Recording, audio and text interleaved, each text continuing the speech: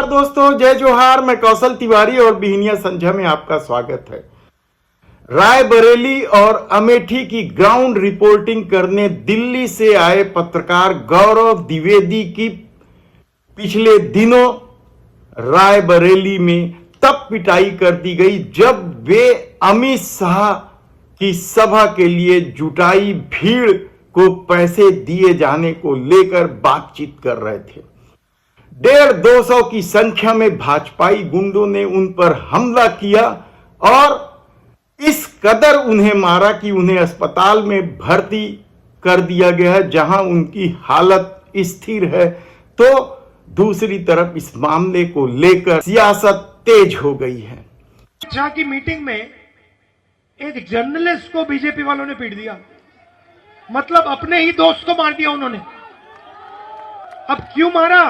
क्योंकि उसने पूछा कि ये भैया भीड़ को कितना पैसा मिला था मीटिंग में आने के लिए।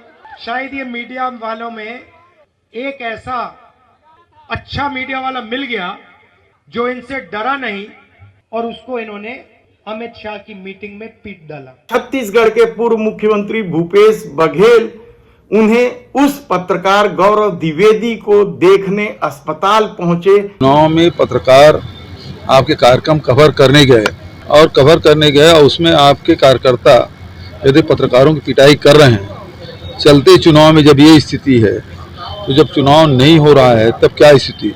वैसे भी आपके कार्यकाल में बहुत सारे पत्रकारों की जाने गई, परिवार तबाह हुआ है और मीडिया सवाल करे तो उसके लिए संदेश है कि यदि आप सवाल करेंगे तो फिर राघव त्रिवेदी जैसे आपके साथ व्यवहार किया जाएगा और हॉस्पिटल। दिल्ली प्रेस क्लब ने भी इस घटना की शिकायत चुनाव आयोग से लेकर पुलिस तक की है।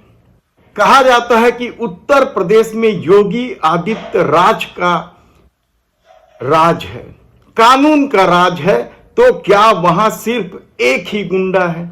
यह सवाल इसलिए महत्वपूर्ण है क्योंकि जिस तरीके से पत्रकार की बेरहमी से पिटाई की गई वह हैरान कर देने वाला है कि क्या राहुल का गुस्सा भारतीय जनता पार्टी के लोग अब पत्रकार पर उतारने लगे हैं।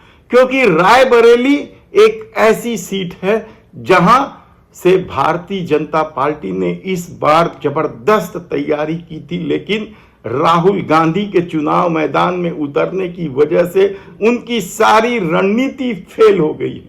हालत यह है कि उत्तर प्रदेश में एक तरफ भारतीय जनता पार्टी की स्थिति खराब हुई है तो दूसरी तरफ कांग्रेस ने रायबरेली के जरिए जिस तरीके से राजनीति को साधा है उससे भारतीय जनता पार्टी की मुश्किलें बढ़ गई हैं।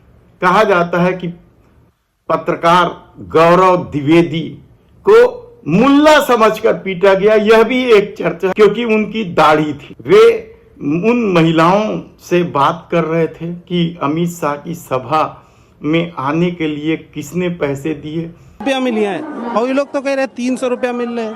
अरे भैया दिया तुम्हें भाई मुंह देखी, तुम्हें 100 मिल रहे हैं। तब ऐसी परिस्थिति में जब भाजपा के गुंडे अब दादागिरी पर उतर आए हैं तब चुनाव आयोग की खामोशी क्या संदेश देती। हालांकि कल चौथे चरण के मतदान के दौरान जिस तरीके से ईवीएम को लेकर भी जगह जगह बवाल हुआ, कानपुर में तो 119 बूथों पर मतदान ही देर से शुरू हुआ तो 29 ईवीएम खराब निकल गई।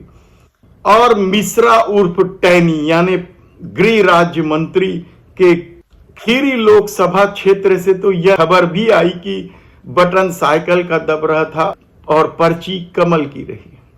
तो शरद पवार ने भी 500 वोट चोरी हो जाने का आरोप लगाया है। बिजली बंद कर दी गई थी करीब 45 मिनट।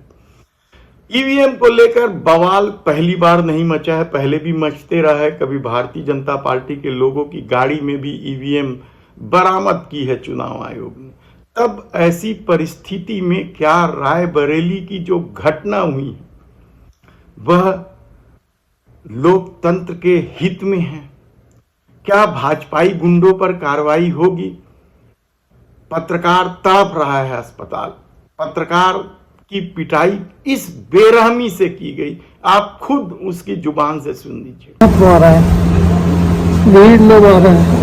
मैं रिपोर्ट कर रहा था सर, रैली चल रही थी सर और लोग उठ के जा रहे थे, तो मैंने उनसे पूछ लिया बस कि आप लोग क्यों जा रहे हो, तो कह रहे कैमरा बंद कर।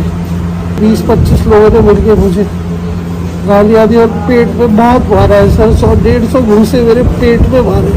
बाहर कुछ महिलाओं से बात हुई तो उन्होंने कहा कि हमें नहीं पता हम क्यों आए हैं, हमको प्रधान जी लाए हैं और 100 रुपए दिए हैं बोले हैं। तो मैं लोगों से पूछा कि क्या ये बात सच है, तो आदमी कहा तू रुक अभी मैं आता हूँ। फिर वो ढेर सारे लोगों को लेकर आया और पेट में बहुत मारा है सर। 100-150 घूंसे मेरे पेट में मारे और कह रहे थे ऐसे मारो निशान। तो क्या सचमुच उत्तर प्रदेश में भारतीय जनता पार्टी की स्थिति बेहद खराब है और अब वह गुंडागर्दी पर उतारू है? देखना होगा। धन्यवाद।